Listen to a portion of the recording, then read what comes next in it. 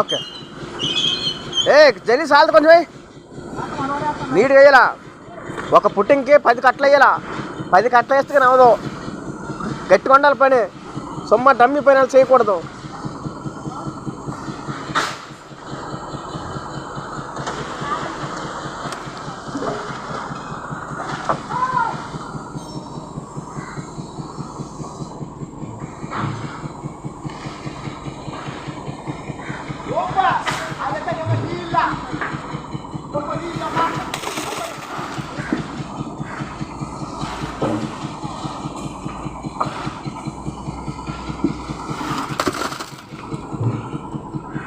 ఆ రాట్లు కనిపించకుండా ఉండాలిరా. అదా రాట్లు ఫుల్ ఉండాలి. కనిపించకూడదు రాట్లు.